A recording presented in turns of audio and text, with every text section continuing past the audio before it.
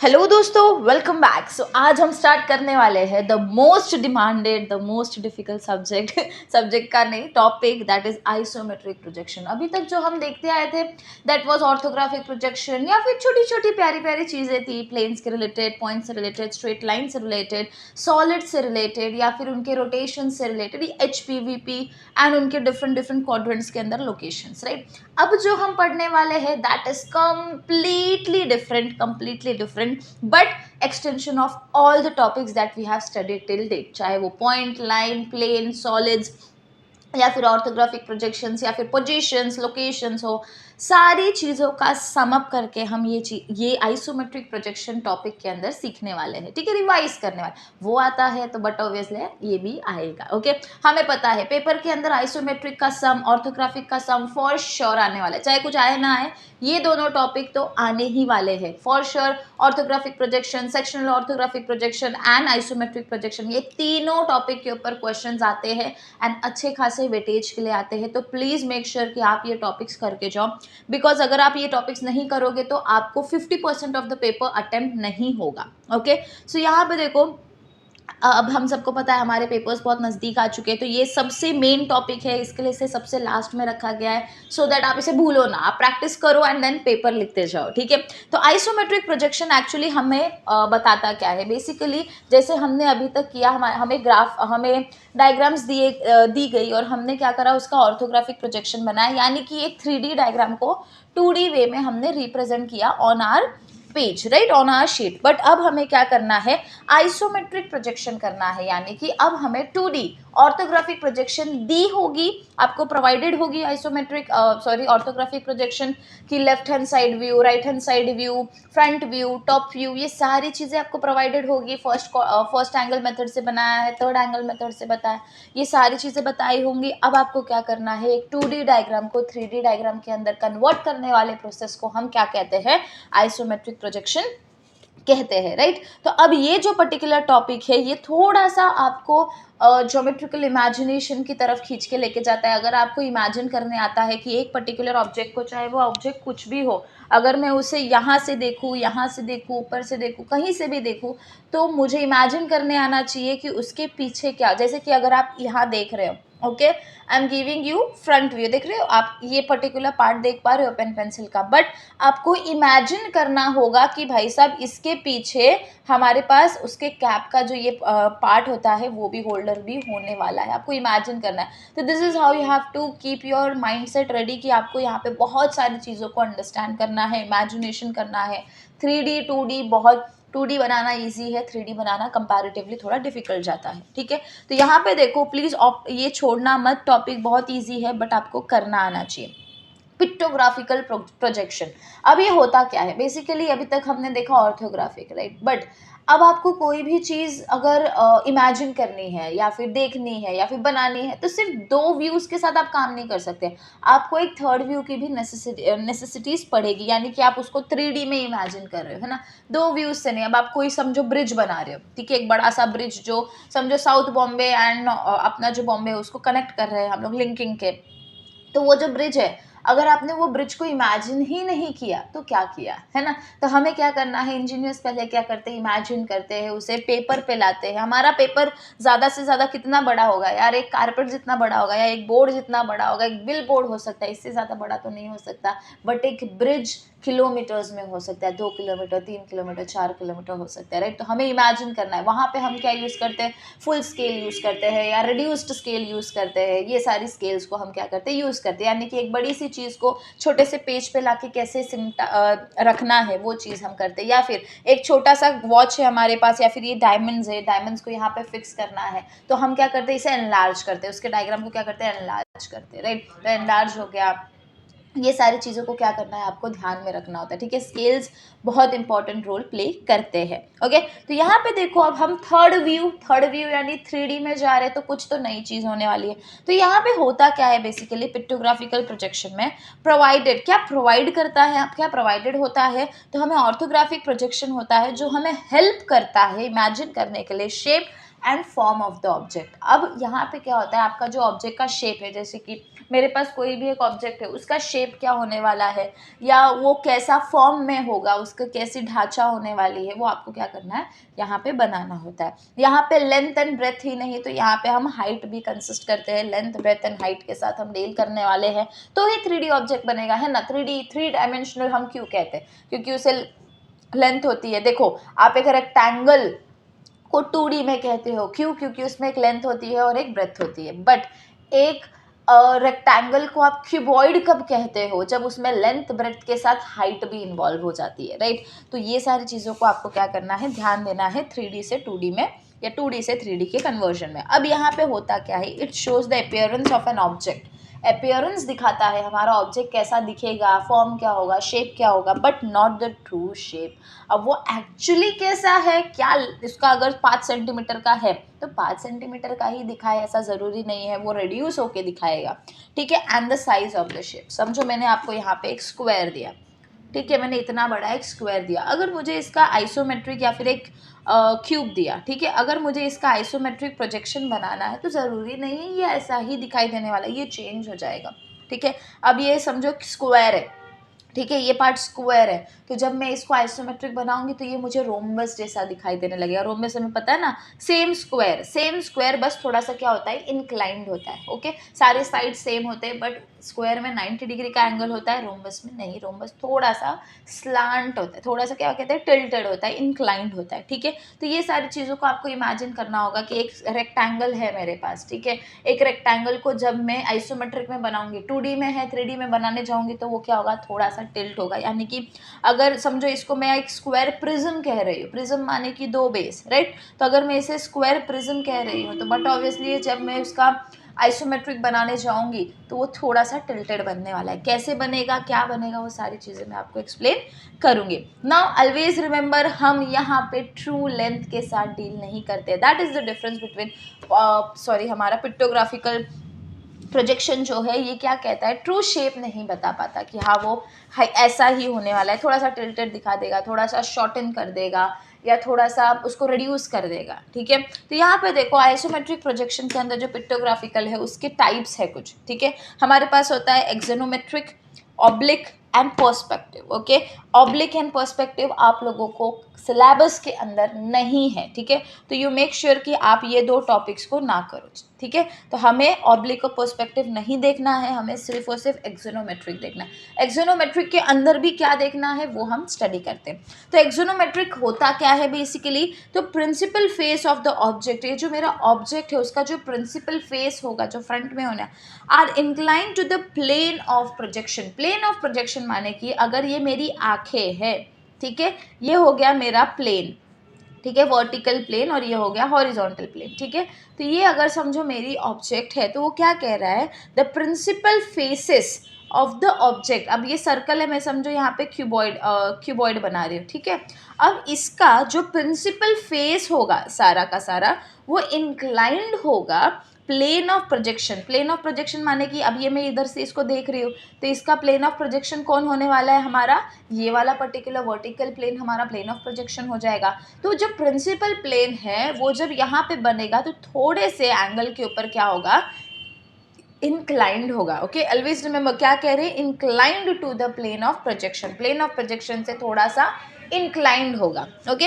अब इसके भी कुछ टाइप्स है, जैसे कि सबसे पहले आइसोमेट्रिक है, डायमेट्रिक है और ट्राइमेट्रिक है, ठीक है। इसके अंदर भी हमें सिर्फ और सिर्फ आइसोमेट्रिक ही स्टडी करना है, बाकी हमें कुछ स्टडी नहीं करना है। डायमेट्रिक या ट्राइमेट्रिक हमें नहीं है, यहाँ पे हमें सिर्फ और सिर्फ क्या करना है, आइसोमेट्रिक को करना है। तो आइसोमेट्रिक होता क्या है, देखो यहाँ पे, if an object is so placed, कैसे प्लेस्ड है, that its mutually perpendicular axes. अब ये जो एजेस है जो म्यूचुअली परपेंडिकुलर है, makes equal angle with the plane of projection. ये जो प्लेन ऑफ प्रोजेक्शन हमारा होगा, ठीक है, ये मेरा एक एज हो गया। एजेस क्या क्या होंगे हमारे कीबोर्ड के, एक ये एज होगा, ये एज होगा, ये सारे जो साइड्स होते हैं वो एजेस होते हैं। सारे जो कॉर्नर्स होते हैं वो क्या करते हैं, कुछ कुछ एंगल्स बनाते, राइट, कुछ भी एंगल्स वो क्या करते हैं, आपस में बनाते रहते, चाहे आपस में चाहे प्लेन ऑफ प्रोजेक्शन से, ठीक है। तो यहाँ पे वो क्या कह रहे हैं, the object is so placed that its mutually perpendicular axes, जो mutually perpendicular, can you see ये वाला एज म्यूचुअली परपेंडिकुलर जो है हमारे axes makes equal angle with the plane of projection. जब ये प्लेन ऑफ प्रोजेक्शन के ऊपर गिरेंगे तभी भी वो क्या करेंगे, इक्वल एंगल को जनरेट करेंगे। यानी कि यहाँ पे ये क्या कहना चाहते हैं, ऐसे इंस्टेंस के अंदर सारे के सारे axes, all axes and all angles are equal. जितने भी एजेस होंगे, जितने भी एंगल्स होने वाले हैं उस इंस्टेंस के अंदर, जो हमारे ओरिजिन से हमारे एक्सिस के साथ बना रहे होंगे, वो सब के सब क्या होने वाले हैं, सेम होने वाले। ठीक है, तो जैसे कि अगर इस पर्टिकुलर एस्पेक्ट में देखा जाए, अगर मैं इसे नेम दे दूँ O X Z Y, suppose मैंने ऐसा इसको नेम दे दिया, तो O X will be equals to O Y will be equals to O Z. Okay, else then this, अगर मैं एंगल को डिफाइन कर रही हूँ अल्फा बीटा गामा, ठीक है, अल्फा बीटा गामा, तो ये क्या हो जाएगा, alpha will be equals to beta will be equals to gamma. ठीक है, ये कंडीशन किसकी होती है, आइसोमेट्रिक प्रोजेक्शन की होती है। सारे एंगल्स और सारे साइड्स क्या होंगे, सेम होंगे। ठीक है, नेक्स्ट डायमेट्रिक में क्या होता है, दो एजेस और दो एंगल्स सेम होते हैं, बाकी नहीं। ठीक है, यहाँ पे 3 था, यहाँ पे कितना हम डील करने लगते हैं, 2 के साथ डील करने लगते हैं। ठीक है, इसके बाद यहाँ पे 2 सेट्स ऑफ प्लेन इंपॉर्टेंट होते हैं, यहाँ पे एक ही सेट ऑफ प्लेन के साथ हमारा काम हो जाता है। ट्रायमेट्रिक जो होता है, इसके अंदर एक भी एज एक भी एंगल सेम नहीं होता है, सारे के सारे अनइक्वल होते हैं, यानी कि alpha is not equals to beta is not equals to gamma. ये कंडीशन हमारी ट्रायमेट्रिक की हो जाती है। अब हमारे कंसिडरेशन में क्या होने वाला है, सिर्फ और सिर्फ आइसोमेट्रिक प्रोजेक्शन, बिकॉज हमारे मॉड्यूल का नाम ही क्या है, आइसोमेट्रिक प्रोजेक्शन है। तो this is all the basics that you have to understand when we are studying isometric projection. बहुत लोग इसको स्किप कर देते हैं, बट बच्चा अगर आपको यही नहीं पता है कि हम पढ़ क्या रहे हैं, तो बट ऑब्वियसली कि आपको उसको समझने में भी समय लगेगा। अब क्या क्या की और टर्म्स है हमारे पास, क्या क्या चीज़ें आपको ध्यान में रखनी है, तो एक होता है आइसोमेट्रिक लेंथ। आइसोमेट्रिक लेंथ यानी कि एक ऐसी लेंथ जो हम कह रहे हैं ना, अब मेरा ट्रू शेप अगर ये है, ठीक है, तो आइसोमेट्रिक प्रोजेक्शन का कॉन्सेप्ट क्या कहता है कि ये क्या हो जाएगा, थोड़ा सा रिड्यूस हो जाएगा, या फिर फॉर्म चेंज हो जाएगा, या फिर ट्रू लेंथ चेंज हो जाएगी, कुछ तो इसके अंदर क्या हो रहा है, चेंजेस हो रहे हैं। तो क्या कहते हैं हम उसे, फॉर शॉर्टेंड लेंथ। बड़े से ऑब्जेक्ट को अगर मैं आइसोमेट्रिक के अंदर देखूंगी तो थोड़ा सा उसका साइज क्या हो जाएगा, रिड्यूस हो जाएगा। तो जब मैं इसे रिड्यूस्ड स्केल, यानी कि रिड्यूस्ड स्केल, एक बड़े से ब्रिज को मैं छोटे से इसमें एक बड़े से ब्रिज को मैं क्या कर पा रही हूँ, रिप्रेजेंट कर पा रही हूँ। ठीक है, तो फॉर्मूला क्या लगता है आइसोमेट्रिक लेंथ का, यानी कि हर एक ये जो लेंथ हम निकालते हैं वो कितना होता है, हमारा एक्चुअल लेंथ से मल्टीप्लाई होता है, कितने से, 0.816 से। तो अगर मेरा ट्रू लेंथ 2 है, ठीक है, तो वो क्या हो जाएगा, इससे मल्टीप्लाई हो जाएगा, and then we will get our isometric length. ये कॉन्सेप्ट्स आप अभी समझ के रखो, बाद में मैं बताऊंगी ये यूजफुल है या नहीं। ठीक है, तो अब नेक्स्ट आता है आइसोमेट्रिक स्केल। अब ये आइसोमेट्रिक लेंथ है, अगर मैंने दिया आपको 25 सेंटीमीटर, ठीक है, 25 सेंटीमीटर मैंने दिया है, this is my original scale यानी कि ट्रू लेंथ। ठीक है, तो जब मैं आइसोमेट्रिक लेंथ के अंदर चेंजेस कह रही हूँ, तो बट ऑब्वियसली है कि मेरा ये स्केल जिसके अंदर 1 सेंटीमीटर 10 mm होता है, तो बट ऑब्वियसली है कि मेरा आइसोमेट्रिक स्केल भी डिफरेंट होगा। जब मेरा साइज ही डिफर कर रहा है, यानी कि 25 को मुझे 0.816 से डिवाइड करना, मल्टीप्लाई करना पड़ेगा, तब बट ऑब्वियसली है कि मेरा जो कंपार्टमेंट्स है या तो बड़े होंगे, छोटे हो जाएंगे थोड़े से कंपैरेटिवली, है ना, इतने बड़े थे 1 सेंटीमीटर इक्वल्स टू 10 mm, हो सकता है यहाँ पे वो रिड्यूस हो जाए, कुछ और डिजिट्स हमें मिल जाए, है ना। तो ये सारी चीज़ों को क्या करना है, आपको अंडरस्टैंड करना है। तो बट ऑब्वियसली है कि रिड्यूस्ड हमारा जो आइसोमेट्रिक लेंथ के अंदर डिफरेंस होने की वजह से आइसोमेट्रिक स्केल के अंदर भी डिफरेंस आने वाले हैं, यानी कि हमारा जो नॉर्मल स्केल है, जो हम नॉर्मल स्केल को फॉलो करते हैं, वो स्केल यहाँ पे नहीं चलेगी, हमें खुद की एक स्केल बनानी पड़ेगी for isometric projection. Isometric projection, remember this word, different scale we have to make for isometric projection. Okay, isometric axis यानी कि एक ऐसी एक्सिस जो क्या करती है, बेसिकली हमारे जितने भी एक्सिस होते हैं एक्स वाई एंड जेड, जब हम उसे अलाइन कर देंगे, ठीक है, एंड अगर वो एक्सिस जो है आपस में कितने का एंगल बना रही है, 120 डिग्री का एंगल बनाती है। ठीक है, ये जो सारे हमारे एक्सिस है एक्स वाई जेड, ये सारे जो एक्सिस है वो कितने का एंगल बनाएंगे, हमारे 120 डिग्री की एक्सिस को बनाते हैं। ठीक है, तो यहाँ पे जितने भी है O X O Z O Y दिख रहा है आपको, X O Z and Y, ये सारी चीज़ें क्या होती है, सेम होती है। ठीक है, एंगल भी कितने का होता है, 120 डिग्री का होता है। तो हम उसे क्या कहते हैं, आइसोमेट्रिक एक्सिस कहते हैं। तो this all are isometric axis, यहाँ पे भी ये आइसोमेट्रिक एक्सिस हो जाए।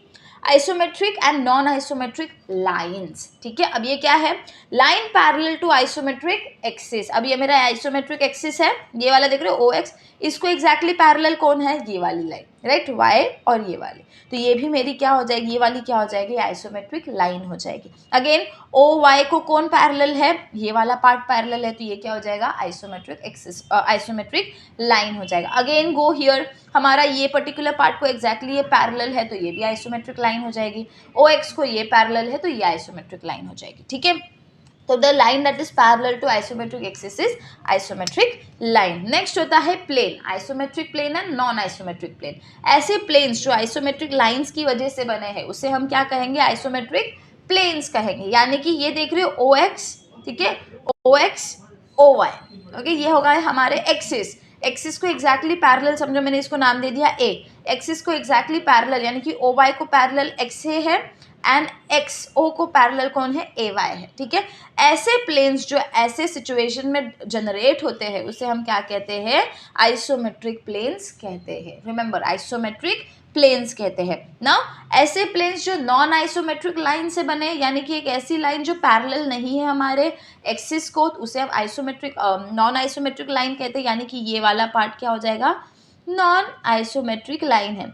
अब नॉन आइसोमेट्रिक लाइंस को मिला के जो प्लेन बनता है उसे हम क्या कहते हैं, ऑब्लिक प्लेन कहते हैं या फिर नॉन आइसोमेट्रिक प्लेन्स कहते हैं, ठीक है। ये चीज़ को आप क्या करोगे, ध्यान में रखोगे। जो नॉन आइसोमेट्रिक लाइंस की वजह से जो प्लेन बनता है उसे हम नॉन आइसोमेट्रिक प्लेन या ऑब्लिक भी कहते हैं। तो ये लेबल्स आप बहुत अच्छे से ध्यान में रखोगे तो चीज़ें बहुत सिंप्लीफाई हो जाएंगी, okay. So let us study now the another topic, the most important topic, that is isometric. अब मैं आपको बताती हूँ इसकी क्यों नीड थी, क्या करना है एंड ऑल स्टफ, ठीक है। अब देखो, दो कॉन्सेप्ट्स यहाँ पे बहुत इंपॉर्टेंट है, isometric view and isometric projection.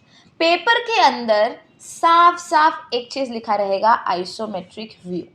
साफ साफ हर पेपर के अंदर क्या होगा, आइसोमेट्रिक व्यू होगा। अगर आइसोमेट्रिक व्यू नहीं है तो वो डिफरेंट क्वेश्चन है, ठीक है, उसका सोल्यूशन हमें अलग तरीके से बनाना पड़ेगा। तो ऑलवेज रिमेंबर, जितने भी क्वेश्चन आएंगे आपको चेक करना है कि आइसोमेट्रिक व्यू या ड्राइंग दे आर सेम, ठीक है, या फिर आइसोमेट्रिक प्रोजेक्शन है। आपको ये पता होना बहुत ज़रूरी है। आपने क्वेश्चन देखा, आइसोमेट्रिक आगे का वर्ड नहीं देखा, आप सब गलत सॉल्व कर दोगे, ठीक है। तो आइसोमेट्रिक का ध्यान रखना, आइसोमेट्रिक के बाद वाला जो वर्ड है उसका ध्यान देना, ठीक है। आइसोमेट्रिक व्यू का मतलब क्या होता है, the object are represented in a drawing. एक ऑब्जेक्ट दिया मैंने आपको, ये रिप्रेजेंट हो रही है ड्राइंग के अंदर विथ एक्चुअल डायमेंशन। क्या हो रहा है, actual dimension using normal scale. यानी कि जो हमारी नॉर्मल स्केल होती है ना, ये वाली, ये स्केल को यूज करके एक्चुअली आप इसका एग्जैक्ट हूबहू डायग्राम बनाओगे तो वो आइसोमेट्रिक व्यू होता है। ये स्केल, हाँ, जो भी आप यूज़ करते हो, इसका यूज़ करके एक शेप, एक ऑब्जेक्ट है, उसको हूबहू आप रेप्लिकेट कर रहे हो with actual dimensions, is known as isometric view या फिर आइसोमेट्रिक ड्राइंग, ठीक है। Next concept is isometric projection. A difference, but obviously नाम में डिफरेंस है तो कुछ ना कुछ कर्म में भी डिफरेंस है। तो क्या कहता है, the object is represented in a drawing with reduced scale. Scale कैसे कर रहे हो, रेड्यूस कर रहे हो, यानी कि ये स्केल जो है, अब मैं क्या करूँगी, इसे रिड्यूस कर दूंगी, ठीक है। तो ये मेरा क्या जनरेट करके देगा, आइसोमेट्रिक प्रोजेक्शन जनरेट करके देगा। यानी कि आपको हमेशा एक चीज़ का ध्यान रखना है, अगर आइसोमेट्रिक प्रोजेक्शन बोला है तो आपका स्टेप नंबर 1 क्या होगा कि आपको आइसोमेट्रिक स्केल बनाना पड़ेगा। उस आइसोमेट्रिक स्केल का मेजरमेंट लेते लेते लेते लेते देन आपको आपका आइसोमेट्रिक प्रोजेक्शन बनाना पड़ेगा। तो ऐसा कोई सम नहीं आता है, ठीक है, ऐसा कोई सम नहीं आता है। हमें हमेशा आइसोमेट्रिक व्यू का ही क्वेश्चन आता है, जहाँ पे हमें एग्जैक्टली हमारा ये नॉर्मल स्केल को यूज करके सम को बनाना है, ठीक है।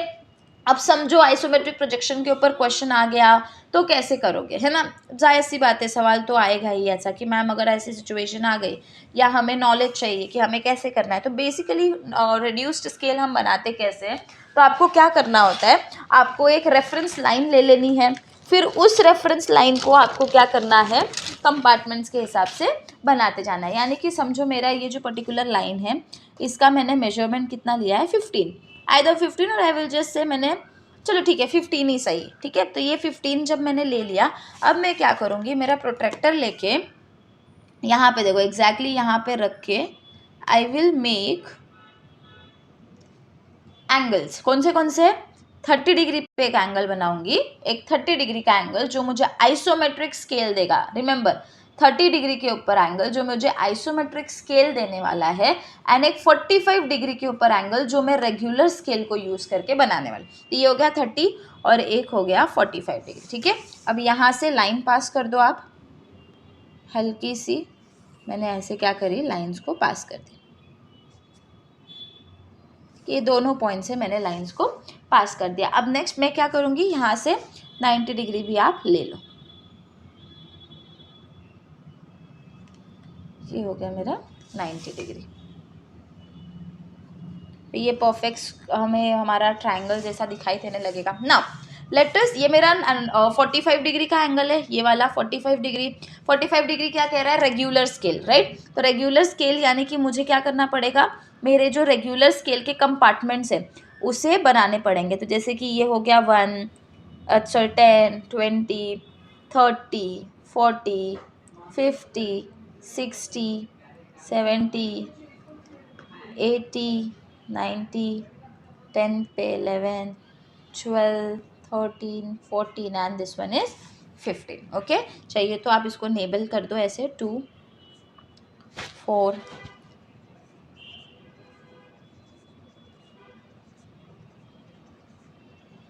14 and 15। This is your normal scale, आपके रेगुलर स्केल, ठीक है।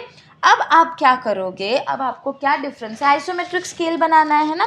तो आइसोमेट्रिक स्केल बना रहे हो तो बट ऑब्वियसली है कि कुछ ना कुछ तो डिफरेंस यहाँ पे हमारे पास होने वाला है। तो अब हम क्या करेंगे, उसको रिड्यूस करने वाले। तो रिड्यूस करने के लिए ये जो लाइन आपने 90 डिग्री पे बनाई है, आप उसको पैरेलल एग्जैक्टली हर पॉइंट से पास होने वाली लाइंस को बना दोगे। तो देखो मैंने इसे ले लिया पैरेलल ऐसे, है ना। अब मैं क्या करूँगी, हर एक पॉइंट से, जैसे 1 से ये पर्टिकुलर लाइन पे निकाल दूंगी, या नीचे तक अगर आपको लेना है तो ठीक है। ये जो मेरा मेन 30 डिग्री वाला एंगल है, लाइन है, ये क्या मुझे देने वाला है, आइसोमेट्रिक स्केल। तो 1 से पास होने वाली बनाई, एग्जैक्टली नीचे के डायरेक्शन में सारे पॉइंट से मैं क्या करूँगी, नीचे के डायरेक्शन में लाइन्स को खींचते जाऊँगी नीचे के डायरेक्शन में, और आइदर आई कैन से वो जो मेरी 30 डिग्री की एंगल है वहाँ तक। नाउ इट कम्प्लीटली डिपेंड्स आपको कैसे करना है, ठीक है। तो this is how you make it, ऐसे करके आपको बस सारे पॉइंट से पास होने वाली लाइंस को बना देना, ठीक है। This is how.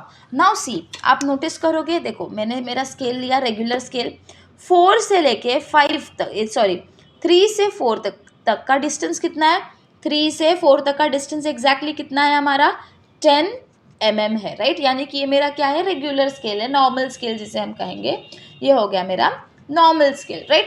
बट ये पर्टिकुलर पॉइंट का जब मैंने नीचे के डायरेक्शन में प्रोजेक्शन लिया, तो कैन यू सी वो रिड्यूस कितने पे हो गया है, देखो ये रहा वो पॉइंट, ये देखो एग्जैक्टली ये आप स्केल पे अलाइन करोगे तो वो देखो रिड्यूस हो रहा है, 0 से, देखो 0 से स्टार्ट हो रहा है और 8 पे आके ख़त्म हो जा रहा है। कैन यू सी एग्जैक्टली जो हमने कहा था ना 8.16 पे हम क्या कर रहे हैं, ख़त्म करते हैं उसको। तो देखो 0 से 8 पे, है ना। बस इसी प्रकार से आपको क्या करना है, याद रखना है, बहुत इजी। आपने ये जो फॉर्मूला देखा ना यहाँ पे, ये जो फॉर्मूला देखा ना 0.816 इंटू ट्रू लेंथ, तो ट्रू लेंथ कितना था हमारे पास, 10 का था, है ना। तो हमने क्या करा, वही एग्जैक्ट आंसर यहाँ पे मिल चुका है। तो ये क्या हो जाएगा, इसको आप दे सकते हो 1 dash 2 dash 3 dash 4 dash 5 dash 6,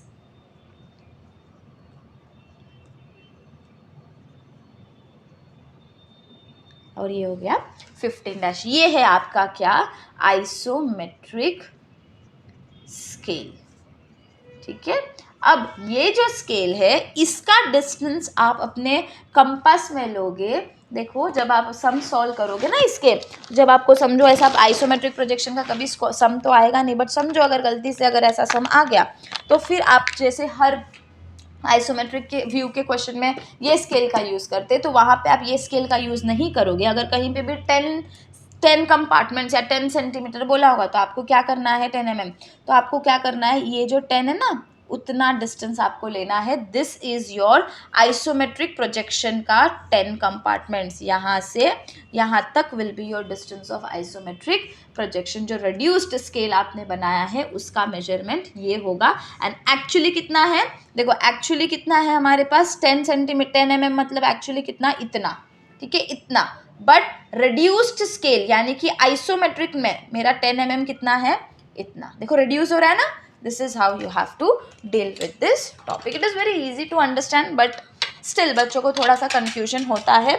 सो आपको बस समझना है कि हाँ बाबा हमें क्या बनाना है। तो मैं तो आपको गारंटी दे रही हूँ कि सारे सम्स तो मेजॉरिटीली आइसोमेट्रिक व्यू के ऊपर ही आते हैं, यानी कि आपको ये फंडामेंटल इतना नहीं पूछा जाता है। बट अगर आ गया गलती से, because it is NEP, anything can happen, तो आप इस टॉपिक को ध्यान में रखोगे, ठीक है। So this is how you have to deal with the theory part. Now let us come on to the very very very important topic, and that is हमारा isometric projection of circle and semi circle. सिर्फ यही दो है क्या, नहीं, बहुत सारे हैं। सॉलिड्स है, प्लेन्स है, लाइन्स है, पॉइंट्स है, बट इम्पॉर्टेंट है क्या, नहीं, क्योंकि हम वो सम के साथ भी सीख सकते हैं, right. The important is this particular part. ये थोड़ा सा डिफरेंट है। सर्कल, एक नॉर्मल सर्कल ऐसा दिखाई देगा, है ना हमारे पास, लेकिन जब मैं इसे आइसोमेट्रिक में देखूंगी, आइसोमेट्रिक माने टिल्ट, आइसोमेट्रिक माने इंक्लाइन, तो कुछ ना कुछ इंक्लाइन होगा। भाई इंक्लाइन सर्कल कैसे बनाओगे, ऐसे गोल घुमा हुआ सर्कल कैसे बनाओगे, इंक्लिनेशन कैसे दिखाओगे, है ना। तो ये सारी चीज़ें हम पढ़ेंगे नेक्स्ट सेशन के अंदर, और फिर हमें समझ में आएगा कि सारी चीज़ों को हमें ड्रॉ कैसे करना है। अगर आपको ये पार्ट आ गया, यानी कि आपको सम सॉल्व करना आएगा। हम मेजॉरिटीली सारे सम सॉल्व करने की कोशिश करेंगे, PYQs करेंगे। अगर आपने इतने सम्स कर दिए फिर तो भाई वाला सारी चीज़ें हमारी हो जाएंगी, ठीक है। So take care of yourself, see you in the next session, जहाँ पे हम क्या करने वाले, isometric circle and semi circle को समझने वाले।